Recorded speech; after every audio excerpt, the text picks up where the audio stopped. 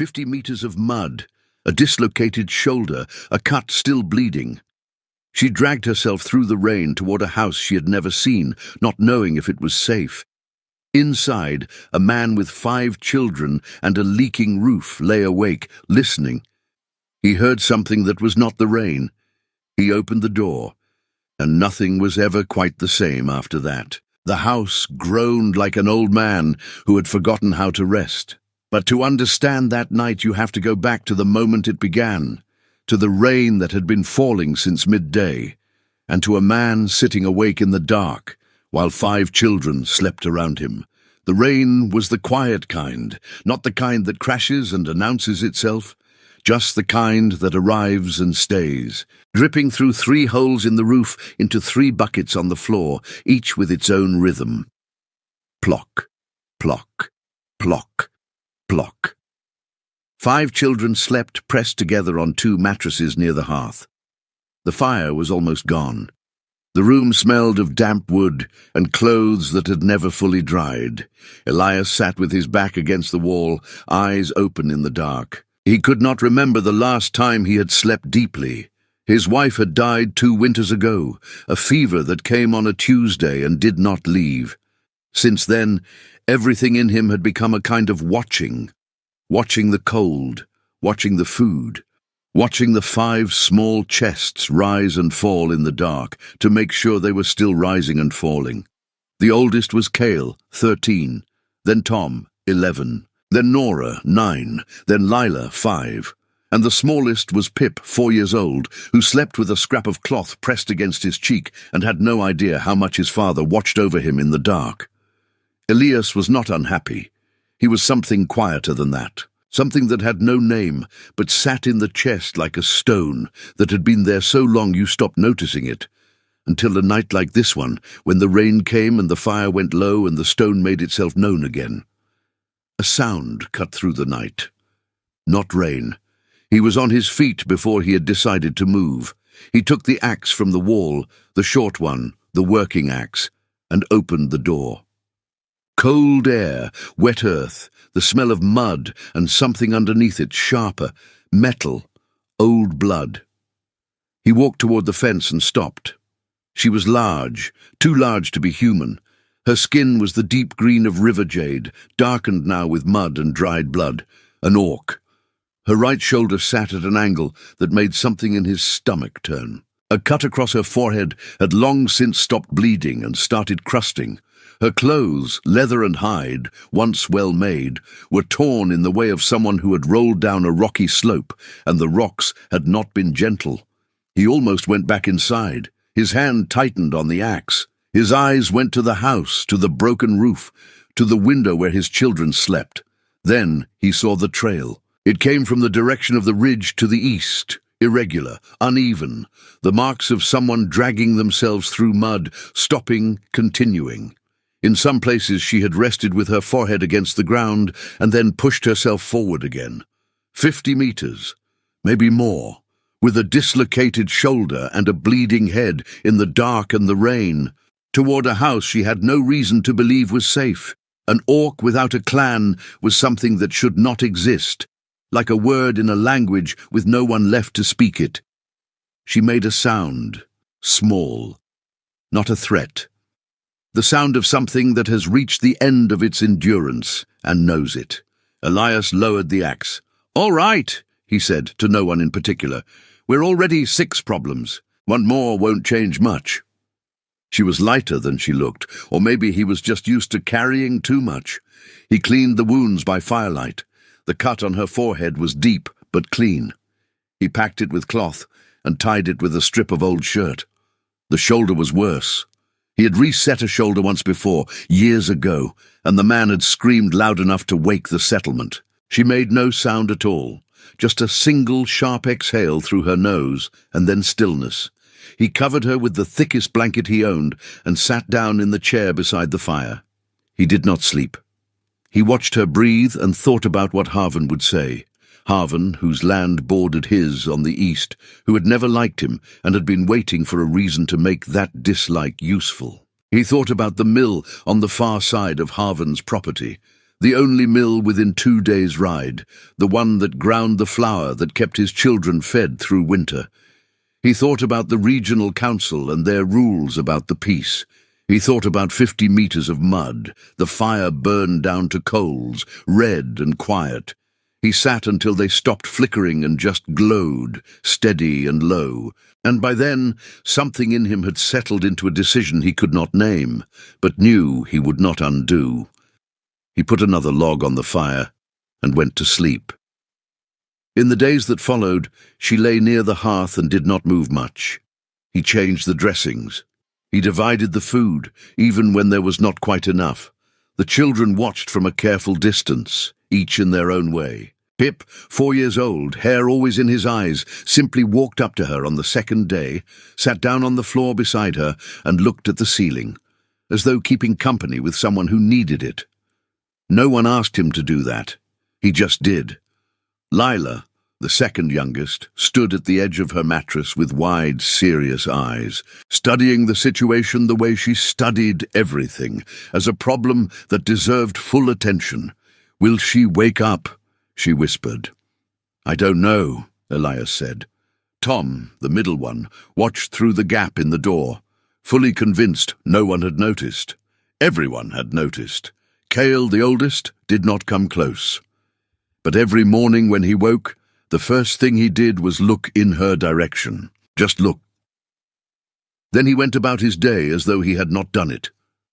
Nora sat in the corner with her back turned, doing other things, ears angled toward the room. Elias knew that posture. It was the same one their mother had used when she was worried about something and unwilling to admit it. On the third day, she opened her eyes, yellow, clear, careful. She looked at the ceiling, then at the fire, then at him. Why? Her voice was rough from disuse. Elias thought about it. He could not find a good answer, just an honest one. Because it was raining. She closed her eyes, and for the first time since she had arrived, she slept without looking like she was running from something. Her name was Kyla. She did not explain herself all at once. That was not something she seemed to know how to do. But one evening, after Elias had gone outside to check the fence, Lila asked the question with the particular gentleness that only very young children manage. "Where is your family?" Kayla was quiet for a moment. "Far away. Why?" "Because I did things they didn't like." "Bad things?" Kayla looked at the girl, then at her hands. "During the war, I hid human families in the mountain passes. Children, old people, people who couldn't run fast enough." Lila processed this with the seriousness of someone who treats everything with equal weight. "Is that a bad thing?" "To my clan it was." Lila thought for a moment longer. "But not to me," she said, and turned back to the fire as though the matter was settled. Kayla did not know how to be still, even with the shoulder healing, even with the headache that came and went like a slow tide. She began to help. It started small. She reached for a fallen cup before anyone else moved. She shifted a log in the fire with her foot when it was about to roll, small adjustments, as though her hands needed to be doing something or they would forget what they were for. By the end of the first week she was mending things. She fixed a roof beam that had been bowing since the previous spring, wedging a carved support under it with a precision Elias had not expected.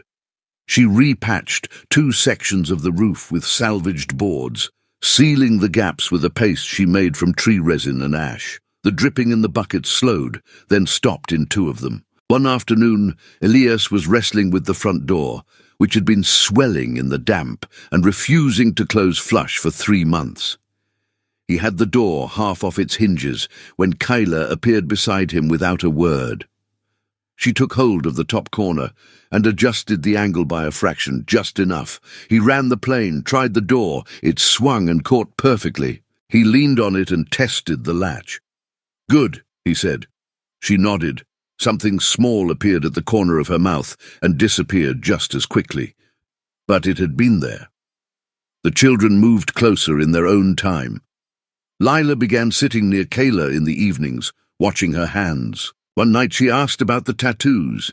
the angular lines of dark ink running from Kayla's wrists toward her shoulders. "Memory," Kayla said. "People I carried. Things I saw. We write on ourselves so we don't forget." "Does it hurt?" "When they put them on, then it stops." Lila looked at her own bare arm, thinking hard. "I want to remember things too," she said. "You will. You'll find your own way." Cale was slower and more deliberate. He watched everything from a distance for 12 days, cataloguing without comment. On the 12th day, he asked one question, direct and without preamble. "Can you teach me to read tracks?" "Yes." "When?" "Tomorrow, if your father agrees." Cale looked at Elias. Elias nodded once. The next morning they went out before breakfast, and Cale came back an hour later, quieter than usual, which for Cale meant he had learned something he intended to keep.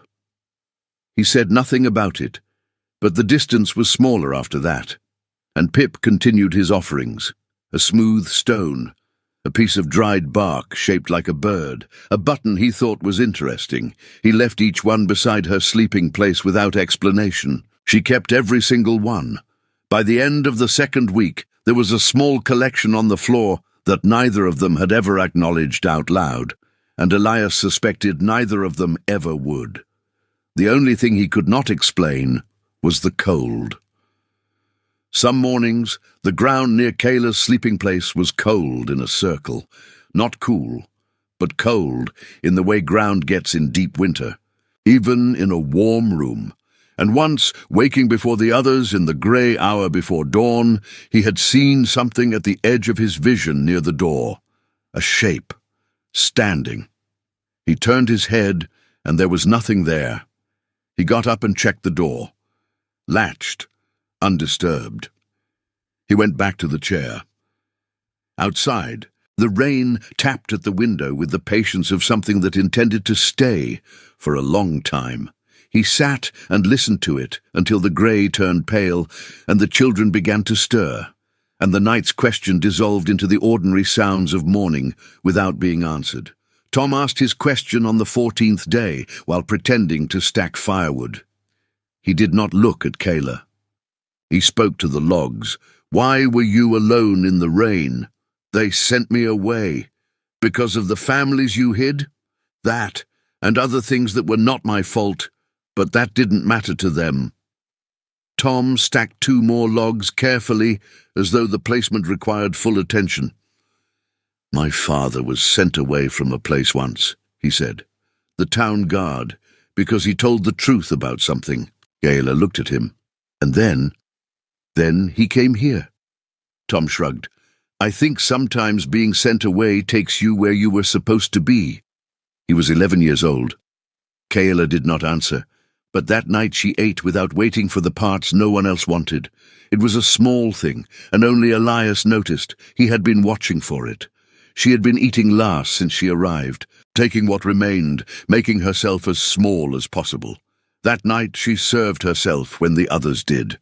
He said nothing, but he noticed. It was Nora who came to him that same evening. Nora was 9, and she looked most like her mother. The same way of watching a room, the same stillness that meant she was thinking more than she was showing. She waited until the others were asleep, and then sat beside him at the table without ceremony. "Something comes at night," she said. Elias looked at her carefully. "What do you mean?" "Near her, when it gets very late." Nora kept her voice low and even.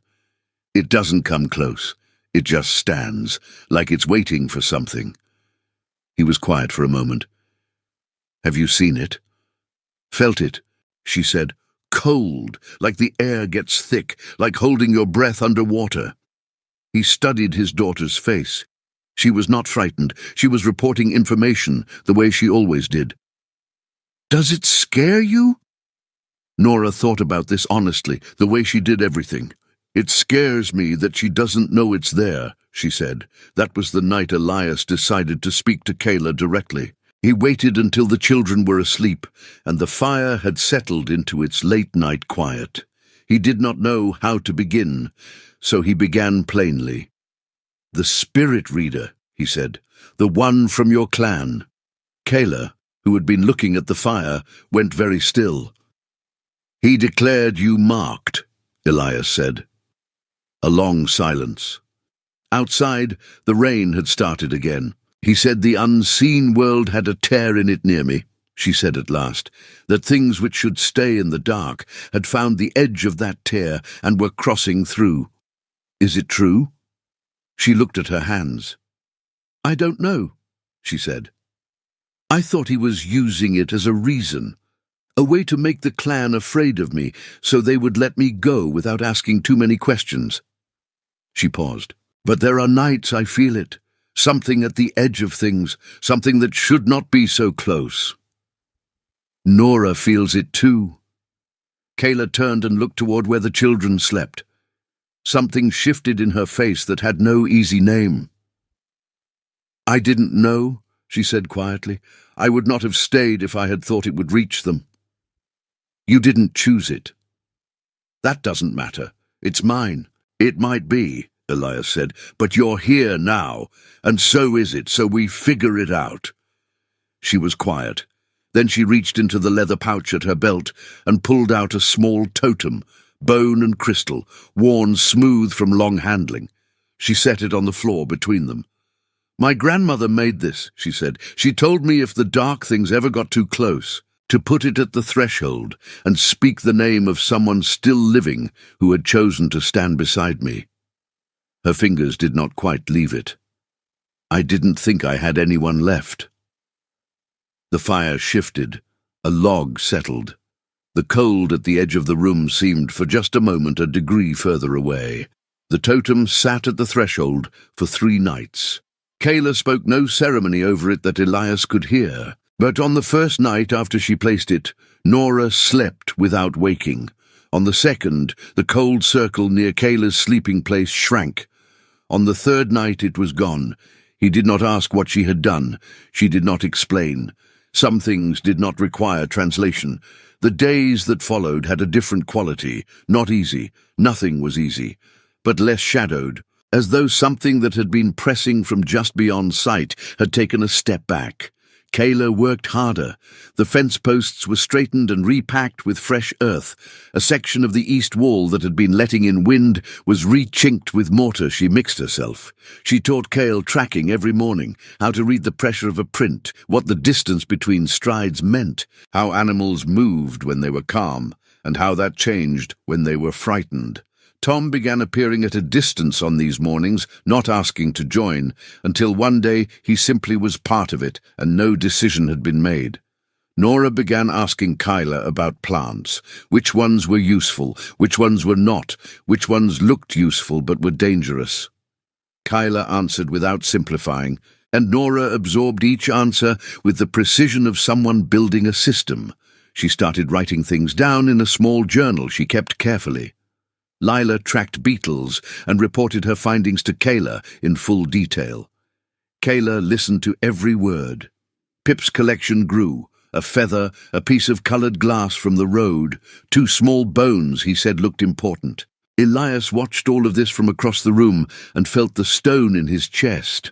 Not gone. That was not how these things worked, but smaller. Then the letter arrived on the 22nd day. It came by rider, which meant urgency or officialdom, and both were trouble. The seal was from the regional council. Elias read it at the table while the children were outside. The language was formal and careful, which made it worse. It said there had been reports of unusual settlement patterns in the frontier territories, orcs without clan designation living near human homesteads. The council was not issuing orders at this time. They were simply making inquiries. A representative would be visiting communities in this district in the coming weeks. Simply making inquiries. Elias folded the letter. "Harvin," he said to no one. He thought about the mill. He thought about winter. He thought about the 5 children outside and the orc who had fixed his roof. He did not mention the letter that evening. He told Kayla the next morning when the children had gone with Kale to check the eastern fence. She read it again, set it on the table. "They'll send someone." Yes, with a reason already prepared. Probably. She looked at the totem on the threshold. at the repaired walls, at the door that now closed perfectly. "I can go," she said. Not a plea, not an offer, a statement of what was possible. "Where?" She did not answer. "Your last known address is 50 meters of mud," Elias said. "So no, you can't go." She looked at him for a long moment. "You understand what they can do to you." "I understand what they'll try." "Elias, Kyla." A silence. "The children," she began, "know how to be brave," he said. "They learned it from their mother, and they've been practicing." She did not answer right away. She looked at the totem, at the window, at her own hands. Then something in the way she held herself shifted, the particular tension of someone who had been holding a decision loosely and has just, carefully, set it down for good. 3 men came on a grey morning. It had been 4 days since Elias told Kayla about the letter. 4 days of waiting, of watching the road, of mornings that started with the ordinary sounds of a household, and underneath them a low hum of something unresolved. The village leader walked in front with the posture of someone who had rehearsed what he was going to say.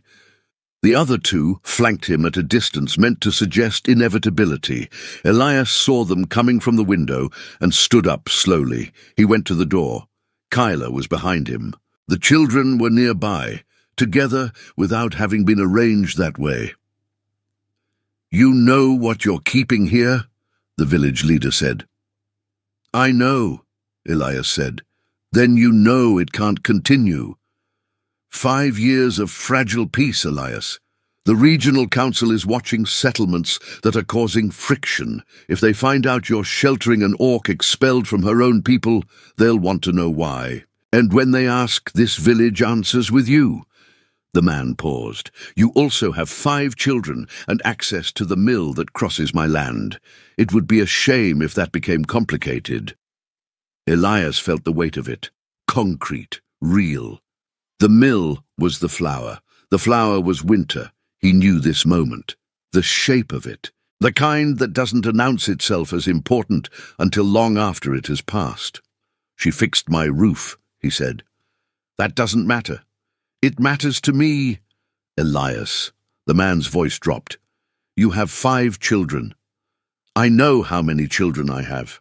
Pip appeared at the edge of the doorway, 4 years old, hair in his eyes, holding the scrap of cloth he slept with. He looked at the 3 men with the complete indifference of someone who had not yet learned to be afraid of the right people. Then he walked to Kyla and leaned against her without a word. Kyla put her hand on his head. Slowly, as though she was not certain she was allowed to. Behind her, Nora took 1 step forward, just 1. But she was there. Cale stood in the back of the room with his arms crossed, watching the 3 men with his father's eyes. Tom stood beside Elias at the doorframe, shoulder to the post, already on one side. The village leader looked at all of it. Elias looked at all of it too. "If you want her gone," he said with the voice of someone who has finished weighing, "you'll have to take all of us." The silence that followed was long and heavy. The 3 men left without answering. Elias stood in the doorway after they disappeared down the road. The rain had come back, fine and steady. He looked at the mud where their boots had printed, at the fence Kayla had straightened, at the path toward Harvin's mill. It was not victory, it was a delay. They might come back with more men, with the council, with the consequences they had promised. The mill access might disappear before winter. There were real costs still uncounted. But for that evening, there was peace. He turned back inside, where the fire was going and the children were still close, and Kyla had not moved from where she stood. He said nothing, neither did she. But something in the air of the room had changed, something quiet and solid, like a door that had finally found its frame. The council's representative arrived 11 days later. He was a thin man with careful boots and a leather satchel he kept very close. He came alone, which surprised Elias, and asked to come inside, which Elias allowed because refusing would only make things worse. His name was Aldrich. He sat at the table, accepted water but not food, opened the satchel and removed a sheaf of papers he did not look at. He looked at Kayla instead. "You were of the Broken Tusk clan," he said. "Yes." "Expelled." "Yes." "And before expulsion, during the war, you concealed human civilians in the mountain passes north of the Green Shadow Canyon." "Yes." Aldrich looked at his papers, then at Elias. "You're aware that harboring an individual of uncertain status during a period of monitored peace is a Category 2 violation under the Frontier Settlement Accord." "I'm aware she fixed 3 holes in my roof and reset her own shoulder in silence," Elias said. "I'm less familiar with the categories."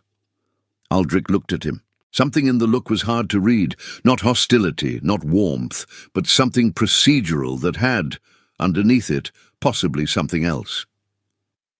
"The individual who submitted the initial report," Aldrich said very precisely, "submitted it under a provision that requires corroboration. I have reviewed the provision." He looked at his satchel. "The corroboration is insufficient." A silence. "What does that mean?" Tom asked from the corner. Aldrich looked at the boy. "It means the complaint does not currently meet the threshold for formal action." Another silence. "Harvan," Elias said. Aldrich neither confirmed nor denied. He gathered his papers. "The Council's position," he said, "is that the frontier territories require stability. Stability is not served by removing individuals who have demonstrably contributed to the maintenance of a functioning household during a period of resource scarcity." He closed the satchel and stood. "Officially, I am noting that the corroboration was insufficient and closing the inquiry." He was at the door when Kayla spoke. "Why?" she said. Aldrich paused with his hand on the frame. "During the war, there was a family.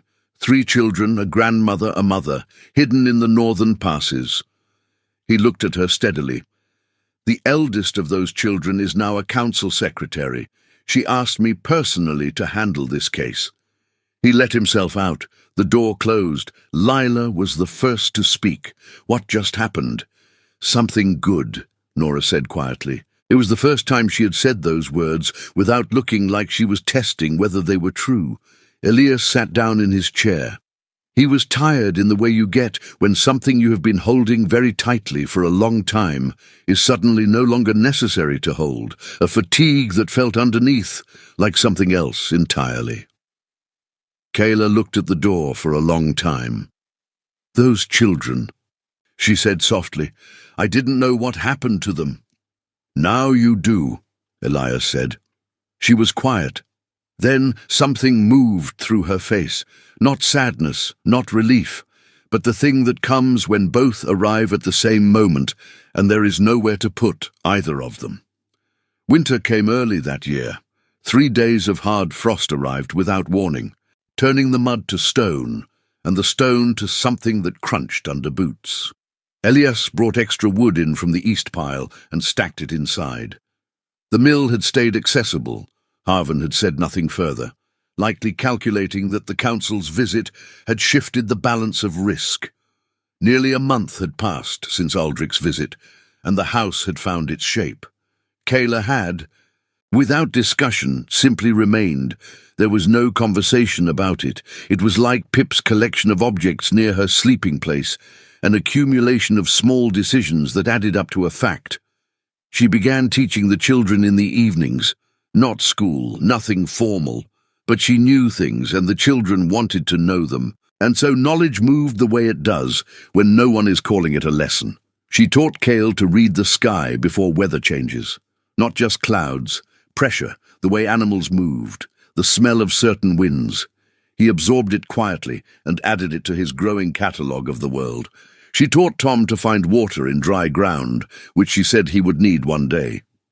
Tom did not argue, because he had learned that when Kayla said he would need something, she had usually already seen evidence of it. She taught Nora which plants held cold away from a wound and which could be dried and crushed against a fever. Nora added everything to her journal with small, careful drawings beside each entry. By midwinter, the journal had 23 pages, cross-referenced and indexed. Lila turned out to be a natural tracker. She had the patience, the eyesight, and the willingness to get very close to the ground that the skill required. Kayla told her so directly, without softening, and Lila received the information with the gravity it deserved. Pip listened to stories, old ones, orc stories, from before the clans, from the time the ancestors had named the canyons and made pacts with things that lived in the deep stone. He listened with his whole body, utterly still in a way he never was otherwise, curled against Kayla's side like something that had found its particular place. Elias watched all of this from across the room and felt the stone in his chest. Still there, but smaller than it had been in a long time. One evening, when the children were asleep and the fire was low, Kayla spoke about the totem. "My grandmother told me the tear in the unseen world doesn't close on its own," she said. "It has to be closed by the same act that opened it. Something chosen, something given freely." She turned the totem in her hands. She said, "Dark things gather around loneliness, around the places where things have been severed. They don't cause it. They just find it." "And now," Elias said, "now the tear is pulling together at the edges." She looked toward the sleeping children. "I can feel it the way you feel a wound that has started to close, still tender, still present, but no longer open to everything that passes by. It is not healed, but it is healing. What finishes it? Time," she said, "and this." She looked at him directly. "What you've all been doing." He thought about that. "We haven't been doing anything remarkable." "Yes, you have," she said simply. "You just don't know it because you've been doing it all along." Outside, the frost settled deeper into the ground. Inside, the fire made its low sounds, the slow breath of something patient, and the children slept in the particular stillness of people who do not need to wonder, for now, if they are safe. The roof stopped dripping entirely in the second month of winter. Not because the rain had stopped, it never did, not for long, but because the patches held, because the work had been done with care, twice over. Until it was right. Elias noticed it on a Tuesday morning when he woke, and the buckets were dry, and the floor was dry, and the room smelled only of wood smoke and the bread Nora had made the night before. He sat with that for a moment before getting up. The days had found a shape. Mornings were chores, tracking lessons, the eastern fence, the animals. Afternoons were repairs and learning and the small negotiations of shared space that 5 children and 2 adults in a finite house required. Evenings were fire and food, and Kayla's stories, which had grown longer and stranger and more detailed as Pip's appetite for them, had made clear that brevity was not acceptable. Lila had found a set of tracks near the northern ridge she could not identify. She had brought the measurements to Kayla with the precision of someone submitting evidence. They had spent 2 evenings working through it, Kale and Tom drawn in despite themselves, until Kayla said it might be a ridge cat, which had not been seen this far south in 40 years. Kale immediately wanted to track it properly. Kayla said they could, carefully, at a distance, in spring. The word spring had settled into the room like something real. Tom had returned from a supply run with a book of land maps, wrapped carefully in oilcloth. He spent his evening studying it with the focused attention of someone making plans he had not yet said aloud. Elias watched him and thought about the guard and the truth and what Tom had once told Kyler about being sent somewhere in order to arrive somewhere else. A letter had come 3 days ago from a woman 2 weeks east, a grandmother who had been hidden in the northern passes during the war. She had heard, through the web of word that connected frontier people, that the orc who sheltered her family was in this territory. She wanted only to say thank you. She had never had the chance. She said there were others from the passes, that they had found each other after the war, that they had been looking. Elias had waited for the right moment to give it to Kayla. That morning, when the children had gone out together, Kale leading the tracking lesson, the others following in the loose formation they had developed, Pip at the back with his good luck stone. He set the letter on the table. She read it slowly, then again, then set it down and looked at the table for a long time. "She says there are others," Kayla said. "Yes." "That they've been looking." "Yes." She touched the edge of the letter without picking it up. "I thought that part of the world had closed," she said. "The part that knew what I did. Apparently not." She looked at the totem on the threshold, at the repaired wall, at the door that closed perfectly now. Outside, the sound of the children came through the window. Lila's voice asking something, Cale answering, Tom laughing. "I don't know how to go back to being what I was," Kayla said. "You don't have to," Elias said. "That's not what the letter is asking." "What is it asking?" He thought about this carefully. "It's asking you to know that what you did was real," he said. "That people are alive because of it, and they remember. You can know that from here." She folded the letter the way you fold something you mean to keep and put it in the pouch at her belt, beside the totem her grandmother had made. Pip came back through the door first, running, holding something he had found in the frozen dirt by the east fence, a piece of old clay painted with markings he was certain she needed to see. She took it with full attention. "This is very old," she said. He looked enormously satisfied. The fire was going. The bread was still warm. The roof held. Somewhere to the east, there were people who had been lost and then found.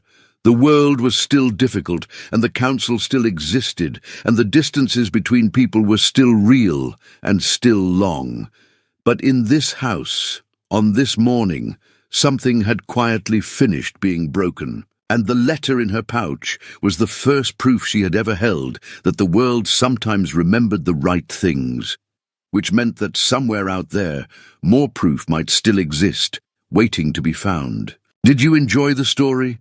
Subscribe to the channel to watch more stories like this one. Leave a like, it helps the channel a lot. And drop a comment down below. I always read them and use your feedback to make our content better. Thanks so much. Orc-bound legacy.